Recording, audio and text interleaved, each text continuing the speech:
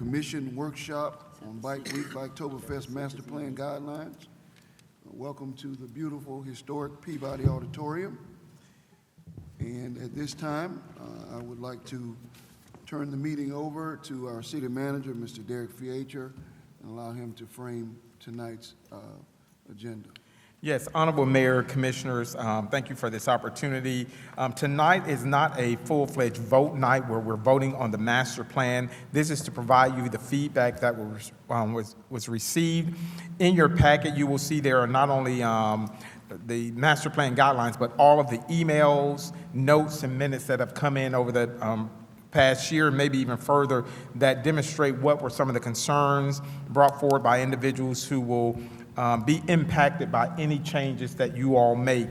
There are about 15 slides that I know that Mr. Brown will probably not go through all of them, but some of the key factors that we all think that are important for you all to look at, that are some of the changes that could be presented, that are being presented for you to look at.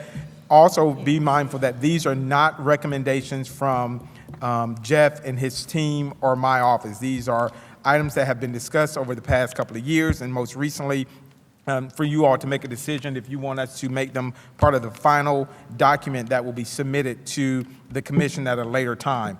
The key areas deal with our fees that can be charged, and Mr. Brown will be able to share some of the concerns about the different fees for the Bike Week and the Biketoberfest. Also, there's a component that says that because there were communications that were sent out about the who would approve the master plan, and there's a component in there about the city manager's office approving the master plan once it comes out in regards to each event. That is only if they meet all criteria that you all have approved. If they don't meet all of the criteria that you all approve, it still has to come back before the commission. So it's not a selection that is made a recommendation by Rose or by Jeff or the committee, but it is if they meet all the criteria that you all approve, it is no need for it to come back if that is the desire of the commission. Also, discussion in reference to temporary tattooing vendors being allowed that are not brick and mortars, but will come only for the Bike Week event, and also parking in the district of the Bike Week Master Plan on the beach side in neighborhoods. So those are the key areas of discussion that we will highlight and bring out if there are any questions or concerns. Mr. Manager, I would like to see if we have a consensus up here right quick on each of those issues for the sake of time, to remove the parking in neighborhoods, if we have consensus, if 4 out of the 7 of us are in agreement with that. Okay. And the same with the itinerant tattooing. Yeah.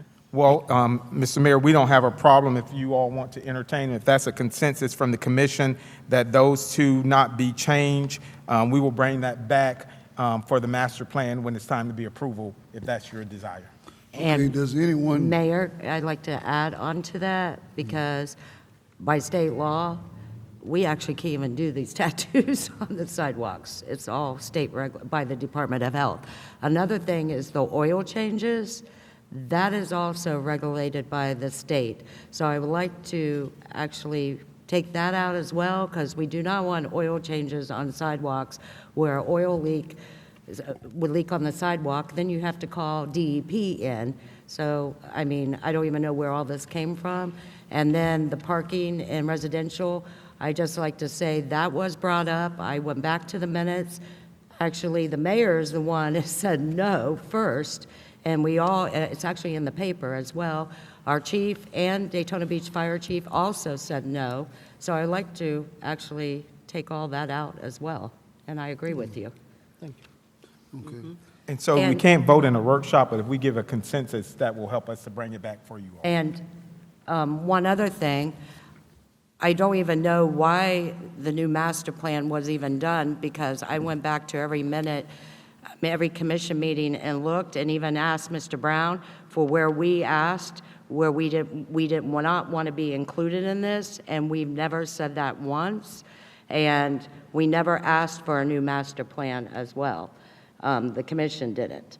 So, but I do agree with Commissioner Strickland.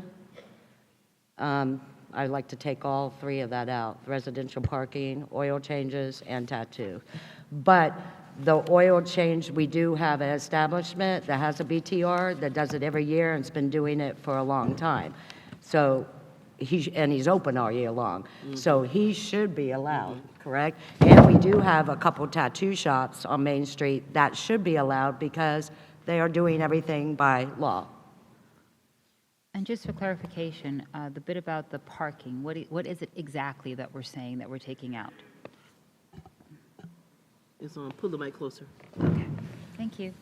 So what exactly are we saying? We're saying that we're going to keep it as it is, that we're reducing it? What are we saying with that statement? When we say take it out.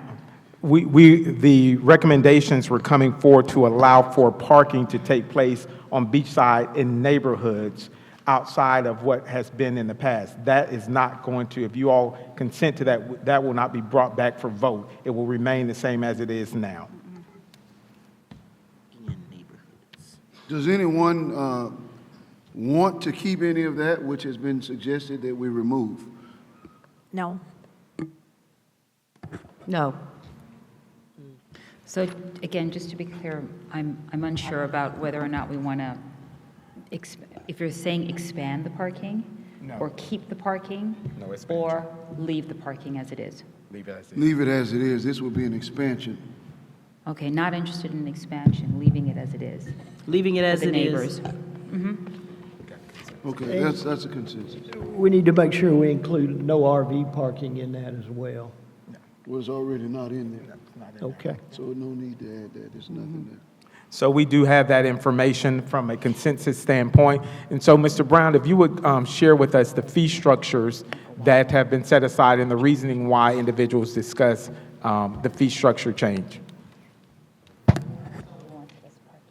You have to hit it. You have to turn it on. I thought it, no, it's on. Okay, there we go. I just got to get it right. So the reason why we were looking at the fees was that there was a discussion about how do our fees relate to others. So one of the things that we did is we looked at 3 other events that are more, I'll say, city or county-run events. That was Leesburg, Panama City, Florida, and Sturgis. And as you see there, our events are 10 days and 4 days. Leesburg is 3 days. It runs a Friday, Saturday, Sunday, one weekend, that's it. Panama City runs 4 days, and Sturgis runs 10 days as well.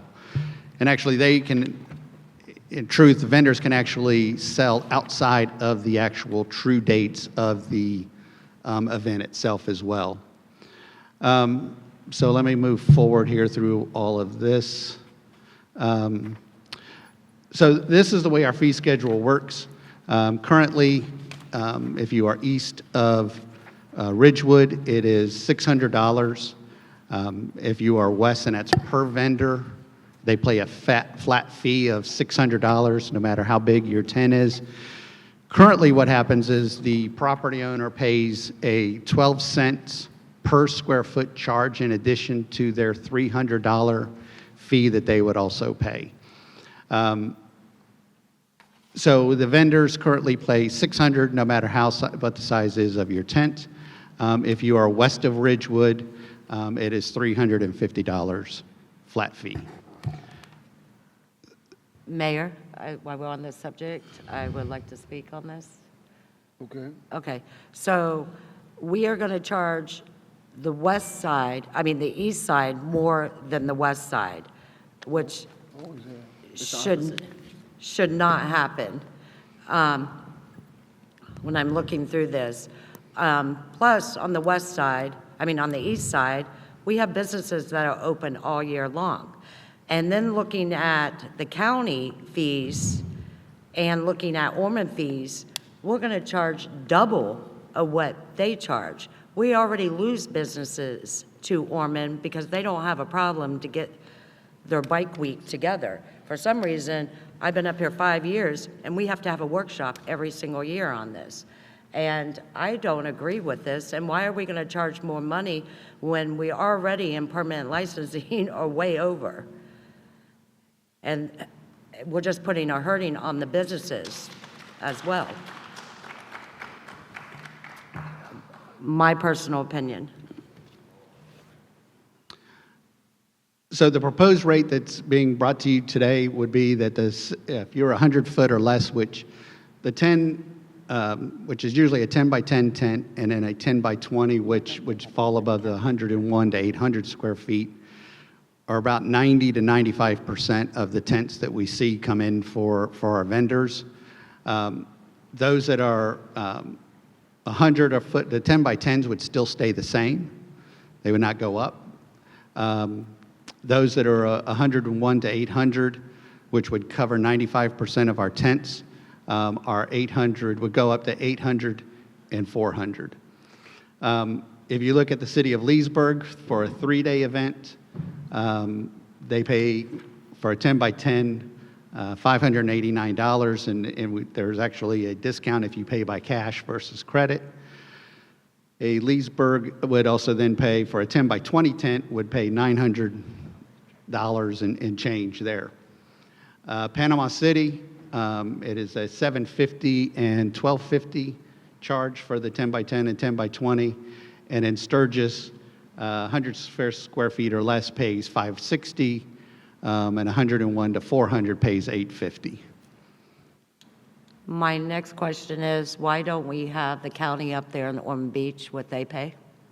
They're our neighbor cities, well, neighbor city and the county. We were looking at the cities that host the event itself. Okay, well, Ormond Beach and the county host Bike Week as well, because a lot of our businesses are going there. Can we get the figures for them as well? I can do that as well. Okay, I Yes. appreciate it.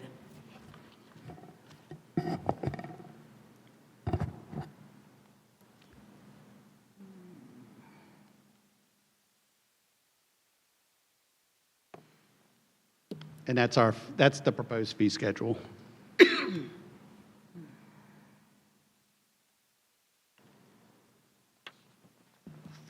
There's a red asterisk by the $600 proposed fee for the east side. Does that mean that that is an increase? No, what that shows is that line is the 600 for east side and 350 for west side. That's currently what they pay for everybody, for all the tents. That's our current fee. Regardless of the tent size? Correct.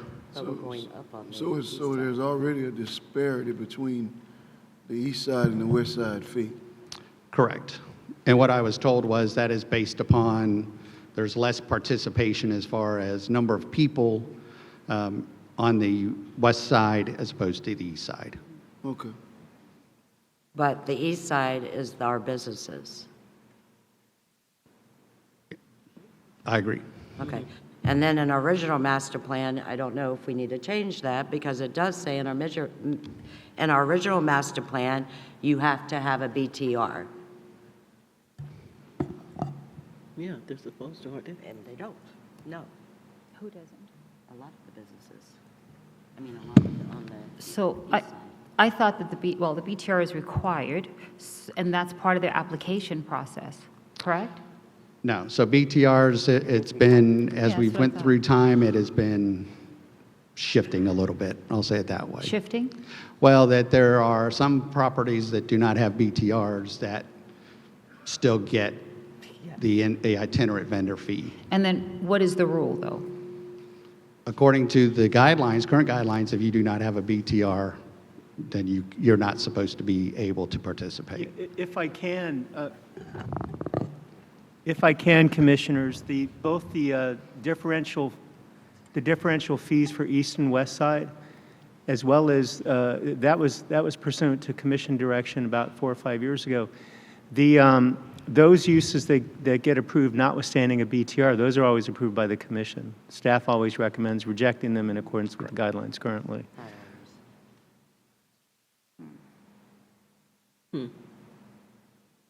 So are those the people who come in after the fact to commission to request a church, let's say, or something, a nonprofit of some sort? Is that what we mean? Not necessarily, no. There are some folks that come late that do have BTRs, but they just did not get in time. They either forgot or they didn't get their application in by the application deadline. I honestly think we need to stop the late applications. I know we always bring it up, and we do it anyway. We need to set a guideline, no more late applications. But since we're on this subject, I also believe the fees are not fair across the board. And then we want to raise the fees on our businesses on the east side. I just don't think that's right. And that's why I would like to see the fees that Ormond and the county as well does.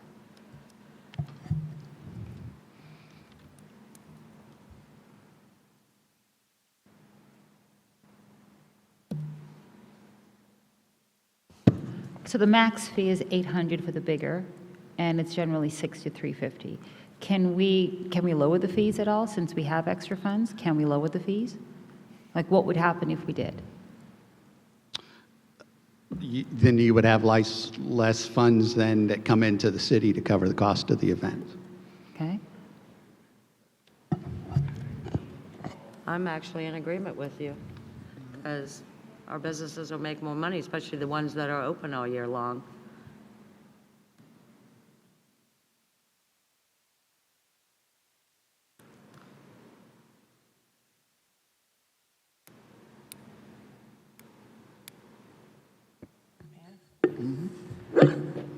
I'd like to suggest that if we have vendors that are operating their businesses in Volusia County, not to charge them any fees, and anybody that's coming from out of town should be charged the fees. Another thing that I wanted to ask about was,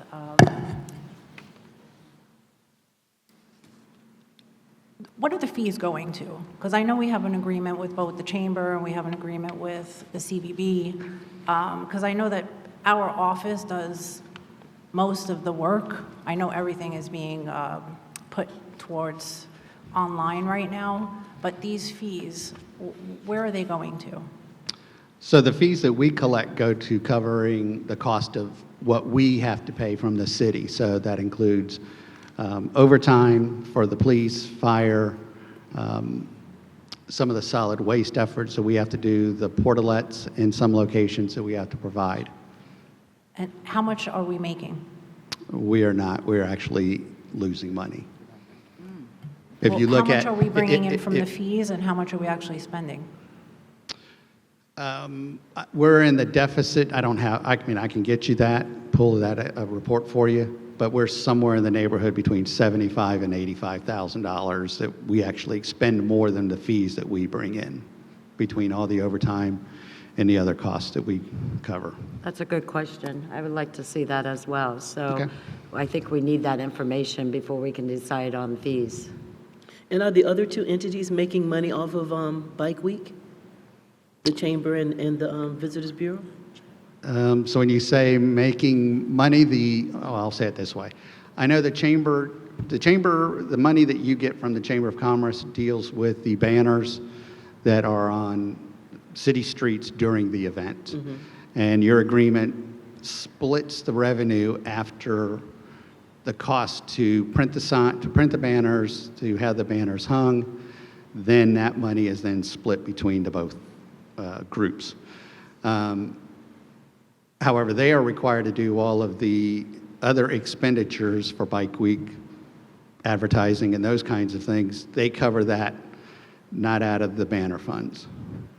So, or they may cover it, but it comes out of their portion of the banner funds. The CVB, we do not have an agreement, and they do not share any of the monies with us.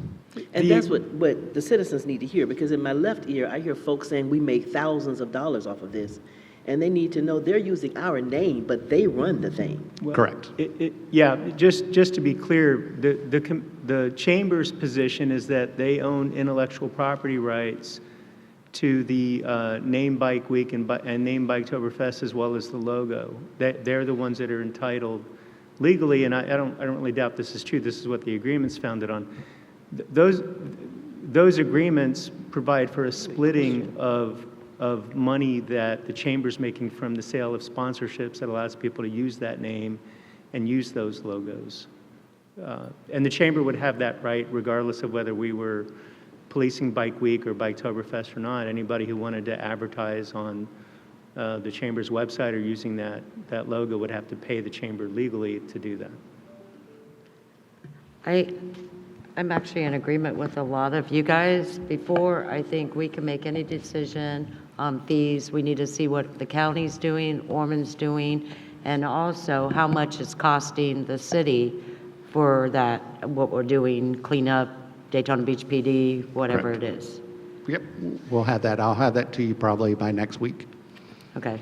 What's the total number of vendors that do we have in the city of Daytona Beach, each Biketoberfest and Bike Week? You don't have that with you, obviously. I'm going to say somewhere in the neighborhood of about 100 vendors, because I know there's about 50-something properties, and not all of them have vendors. So just tough off the top of my head, I'm going to guess somewhere about 100 vendors. And how would that be broken down as far as the 600 and the 350 up there? I don't know. I have not. I haven't looked at that. We'll look at that and also give you that breakdown as well. Thank you, sir.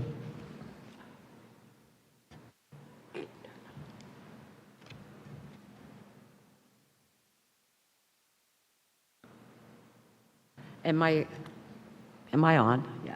No. Okay, I do have another question as well.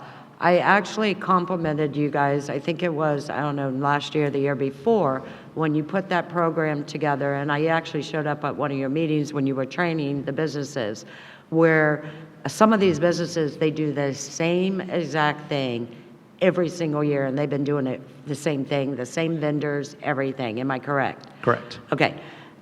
There should be something online where they don't have to go through this every single Bike Week and Biketoberfest, where they can go in and say, hit a button and say, I'm doing the same thing as last year. And it should be approved and done with. It should not go back.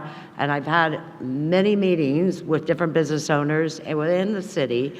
I'm going to give a few examples. I'm not going to name the businesses personally. One was just crazy to me, entertainment, because everyone knows when you go see a band like Casey and the Sunshine Band, Aretha Franklin, everything, they have dancers. This one place, I'm not going to mention their name, has been doing it for every year.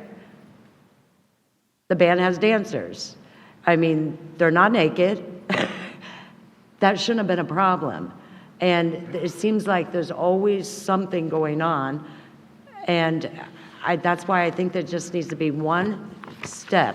If they're doing the same exact thing, they just hit the button, you guys look at it, and it's approved. And you were doing that. I don't know what happened. And that's true. So when we went with the online product now for the application for the property owners,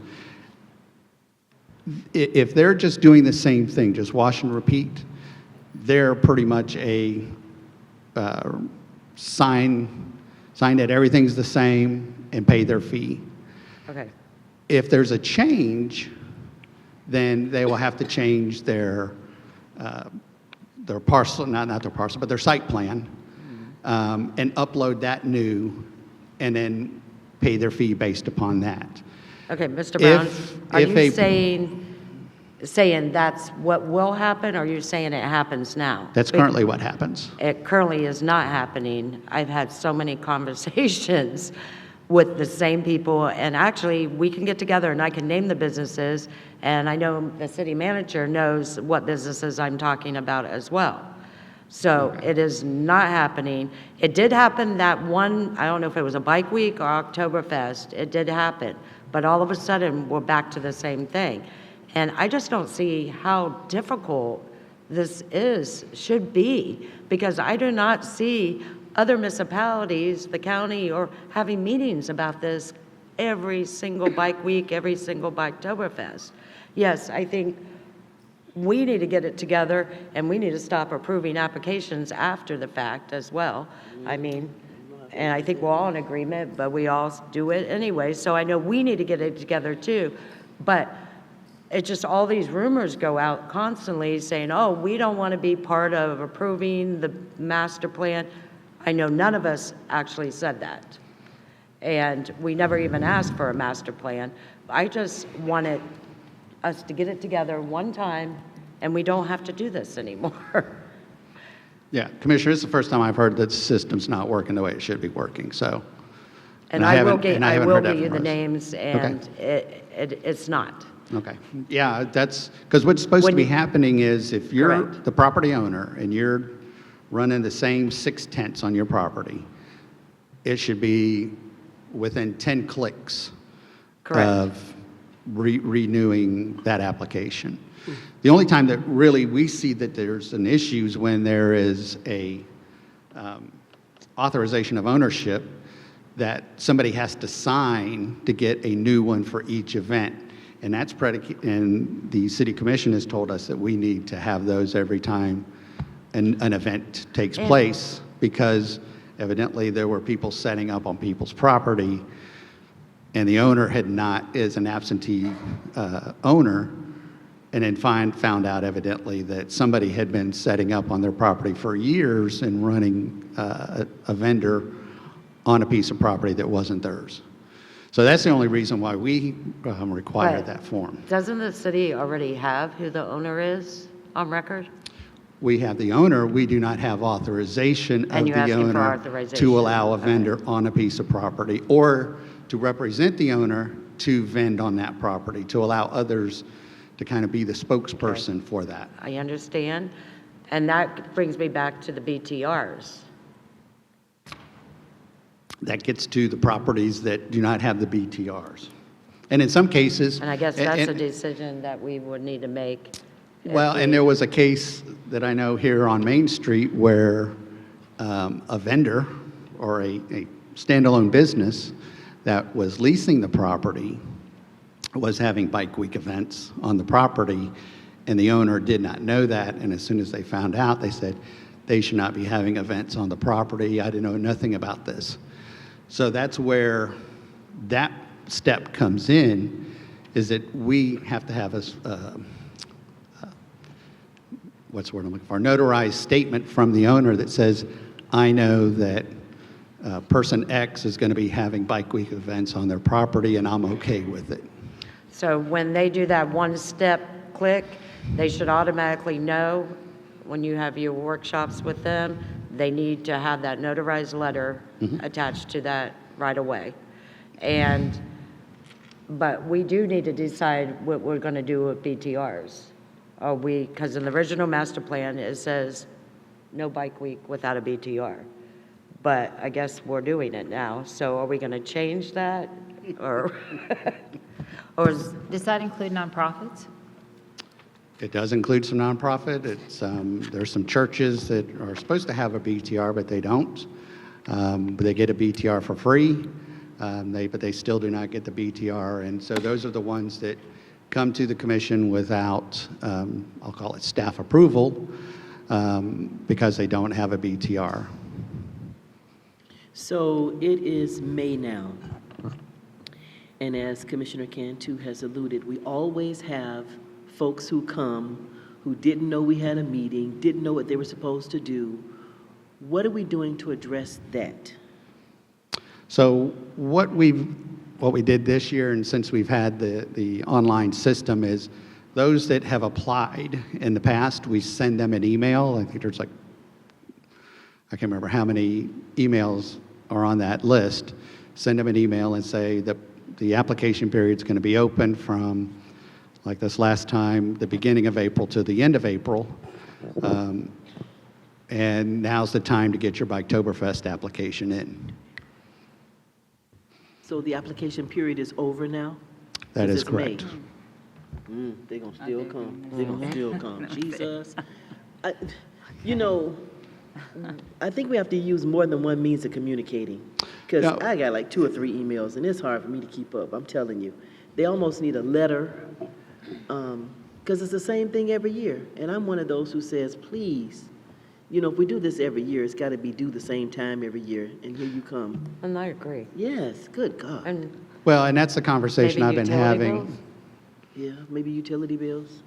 That's the conversation I've been having with some folks that have come in late, we've went ahead and opened up for those that had a legitimate excuse, not why they're late, why they didn't get their application in. But I've been telling people now is, put it on your calendar that after you get done with Bike Week, start looking for the application period to come open. So it may start at the end of March, but it's going to run through April for Biketoberfest. And for Bike Week, be looking for an email or go ahead and put it on your calendar that, hey, I need to start looking for when the Bike Week application period is going to be open, either in late October or all the month of November.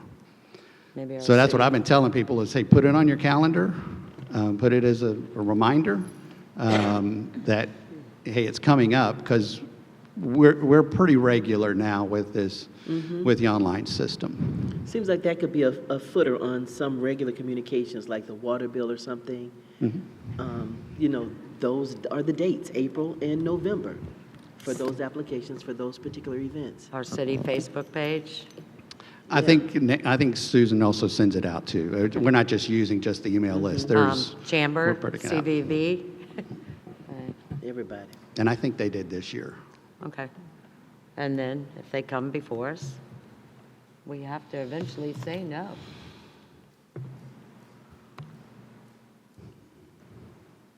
I know some people have missed the deadline. I know they have. I know some locals have. Have what? Missed the deadline. Yeah. And we usually give in to locals who have brick and mortar because they're here all the time, and we try to respect that. But if you're here all the time, there's no excuse. No excuse whatsoever. I agree.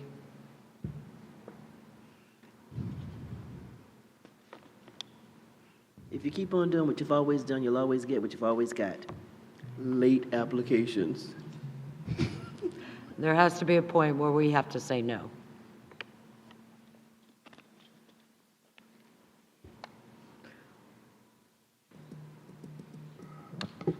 You all have any other comments or questions here?